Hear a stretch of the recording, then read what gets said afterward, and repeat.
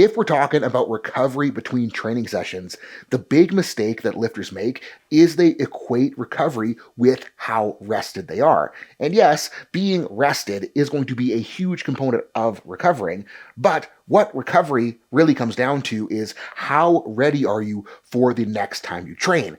And where going the complete rest between sessions strategy shoots lifters in the foot is that they train hard, they get stiff, they do nothing for 2 days because they're trying to rest, and then because they didn't move or do anything for 2 days, they're stiff as shit the next time they train, and then they have to spend 40 minutes foam rolling to be able to get under the bar, and then that cycle continues, and they just feel worse and worse and worse through the course of their meet prep. So today, got to do something a little bit different and take you guys through some of the things that I do for myself so that I can be more prepared the next time that I train. And I know people love to shit on the idea of active recovery, but by having a low-grade active component, I can ensure that my stuff feels good, and the next time I get into the gym, I'm ready to go right off the bat. My warm-up doesn't have to take forever, and I can just get to training and being productive without stuff being shitty, icky, yuck, stiff, ouchy, tendony grossness that every powerlifter loves to complain about. So stick around, give some of this stuff a try, and your training will feel more better. And a lot of this is specific to me, so these might not be the best movements for what you are dealing with, but it should at least give you a general idea of things that you can try. And I'm starting off with this, really just kind of like push into a lat stretch, push into a bit of a lumbar spine stretch, and then I'm like rotating around, moving around, trying to get some motion into my lumbar spine, trying to get some motion into my rib cage, trying to get some motion into my hips. And the reason that I'm starting with this is because I deadlifted my balls off yesterday, and I am stiff as shit through basically my entire spine. And this just kind of feels really nice to reintroduce some movement, get some motion in there. And I'm not just kind of like spinning around. I'm trying to like contract and pull as I go to kind of give that active contraction to help with proprioception and really just to help build control back where my body is like, yo, slow down, let's stiffen up. And because I'm extra clunky, I'm going to even go to a little bit more advanced-ish version of this. It's not really that advanced, but I'm just pulling to a lat stretch, trying to push ribcage back as I reach under, then trying to contract and pull myself around and get a little bit more rotation in here. And I'm just going to do reps like this until I feel like things are moving at least half decently on each side. And like for all this stuff, I know people like set and rep schemes, but what it really comes down to is just like doing enough that you feel like you got out of it what you're trying to get out of it. Sometimes that might mean, 3, 4, 5 sets. Sometimes that might mean one set of a couple reps just to be like, yo, I'm there. Things are feeling good. And I feel a hell of a lot less icky, yuck, just doing that. And I'm benching tomorrow, so the next thing I'm going to do is make sure that I have enough access to shoulder internal rotation. And it's kind of hard to visualize, but like as we're lowering a bench, we need some degree of shoulder IR to be able to get the bar to our chest. And if that is not there, we're going to get some weird bindy, pinchy, icky, yuck at the shoulder, can play some torque on the elbow, can get the elbows a little bit shitty. So if we make sure that we have IR access, bench is going to feel a lot smoother. And easy way to tell if your IR isn't good enough for bench is like if bench feels shitty, but benching on a buffalo bar feels better, benching with like a football bar or neutral grip bar feels better, benching with an axle so you get your hand turned out. If that feels better, you probably lack IR, and improving your IR will improve how bench feels. And easy way that I like to do this is to put a band around the elbow, put the back of my hand on the back of my low back, let the band pull my elbow forward, and then I'm going to pull back and forth. So pulling forwards into an IR stretch, pulling backwards is pulling out into external. So we're strengthening those external rotators at a lengthened position so we can get better control over them at the lengthened position, which will help us in the bottom of our bench. And Donnie Thompson has his version where he does the band up on the shoulder. That is going to be better for like getting scapular motion in there because we're able to retract really hard against the band up on the shoulder. If it's down by the elbow, it's going to put a little bit more prioritization on the shoulder capsule. And when we're doing this, I'm trying my best to keep my shoulder blade pulled back, and then I'm going to keep it just in the shoulder socket. There is going to be some shoulder blade drift because it is really hard to keep it totally strict. And like some scap travel is okay. We just got to understand if we're letting the shoulder blade roll forward, we're not putting as much motion in the socket as possible. And the socket is where I'm trying to prioritize the thingies happening for me. And you guys can't really see it from this angle. I don't know. I don't want to move the band, so I'll just do it and talk. But my right shoulder is so much freaking worse than my left. And part of that is like my right shoulder is my bad shoulder. It's the one where I've had a couple surgeries, shattered humerus, broken shoulder blade, like 5 broken collarbones. So it's seen some shit. And part of the reason I'm having trouble with it right now is that when I had my left pec reattached, I didn't do shit all for my right side for a number of weeks just because I was so focused on the left, which was a giant mistake because right now I'm having to fight really hard to get my right shoulder to act in the way that I want it to. But if I complain about it and do nothing, it's going to get worse. So just got to plug away and work to get that motion, work to get the control, work to get that base level of strength and shoulder GPP back to where I need it to be. And the next thing I'm going to run is going to be looking at the other side of shoulder motion, so shoulder external rotation.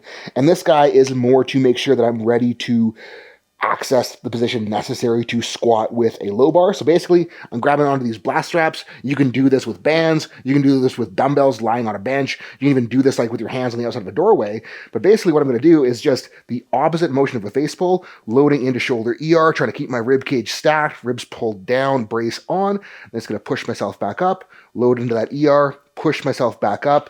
And this feels really, really, really, really, really, really nasty. But if I can get better at doing this, I'm going to be more tolerant to putting the squat bar on my back, going to have access to the position, and all that little shit's going to be stronger so that I'm more ready to actually handle the load of the squat bar on my back so that low bar doesn't become an issue. And I used to be the guy that was like petrified of squatting with a low bar because I always heard that squatting with a low bar is hard on your shoulders, it's bad for your shoulders, and me thinking that I had bad shoulders, I was afraid to low bar. And like every time I low barred, my shoulders would feel like shit, and I was like, low bar must be bad. But it wasn't until I started doing stuff like this that I actually started preparing my shoulders for low bar that I realized, low bar isn't bad, my shoulders just sucked, and making my shoulders suck slightly less made low bar actually feel really, really, really good. And even just like getting into a low bar squat when my shoulders are healthy and ready, just doing that actually almost feels therapeutic on me. And the side benefit of doing this is like you can see that like as I'm dropping my elbows down, there's going to be torque placed on that medial elbow. So if you have golfer's elbow, you might have to be careful doing this initially because it will be a lot of torque. But if we get better at this and build up tolerance to it, elbow pain should get better as well. And part of the elbows during squat pain equation is that if we lack shoulder range to get under the squat bar, elbows are going to get that torque. So this is both improving tolerance at the elbow and improving that range to remove torque at the same time. So these are freaking sick. And like I did say, I'm going to say it again. You can do this with dumbbells, you can do this with bands, you can do this with blast straps, you can do this in the doorway. Just do some of it if you're having trouble getting under a squat bar because it will make things so much freaking better for you. And that feels like all I really need to be doing for upper body. So I'm going to move on to lower body. And I'm going to start out with a single leg RDL. I'm going to try to stand where the lighting's okay. I don't know. Well, do my best. But with a single leg RDL, I'm basically just using enough weight, which is like 25 pounds, that'll give me something to contract against. I'm going to try to push back and reach back, trying to make sure that my knee isn't traveling forward, trying to get the knee traveling backwards to get me into a good hinge. I'm going to go down until I feel a nice stretch to the lateral hip. And I'm going to use that stretch to squeeze up to the top. And I'm just going to bang out reps here, trying again to push into that stretch, keep the knee pushed back as far as I can so I'm actually reaching back.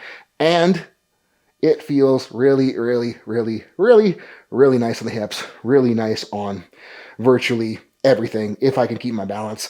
These are so much freaking harder to do when you're talking than not talking. So when you do these on your own, I would definitely advise not talking. And for most people, you could actually just grab onto something to help you with balance so that you can establish the pattern, not need to worry about balance. And as you gain more control, you can work to remove the balance if you're not like me and need to put your foot down. But again, I'm blaming that on the talking because talking is hard. And I'll face the camera with my right leg so you guys can see that as I'm lowering, I'm almost like trying to reach across my foot with the kettlebell. And what that's doing is as I'm reaching across, it's forcing me to get into more hip internal rotation. It's going to put me into a bigger stretch through that glute, through that lateral hip. And like the reasons that we're doing these is number one is going to be making sure that my glutes are working well. Number two, making sure that I'm able to stabilize and brace across my torso. And number three, which actually probably is also number one, they're all tied. They're all equally important, but I'm doing these to make sure that I have access and control to hip internal rotation. And by reaching across with the dumbbell or kettlebell, I'm able to get there, control it, build up ability with it. And last but not least, going to run some ATG split squats, elevating the front foot to take some weight off, make the leverages a little bit more easy for me. Because again, I don't need to be going heavy on these. I'm mostly doing these to access position, control the knee, get a nice stretch through the quad, through the calf, to make sure that the next time I squat, they are feeling nice and juicy, not like my knees and calves and hips are made of bricks. Another thing I'm doing here is I'm trying to load into the hip flexor of the back leg and almost use the hip flexor to help pull myself up. Again, we're trying to train that hip flexor to work at length so that we can help it get more flexibility, which is going to help me get some hip extension back, which I have been missing since I was lazy right after the surgery and I wasn't doing enough of this stuff. And I just dropped another video on why these things are awesome. So I'm not going to go super in depth on the overall awesomeness of these. So if you guys want to, you can go and check out that video. But basically the name of the game today is to access the stuff that I know needs work, get a little bit of work in there.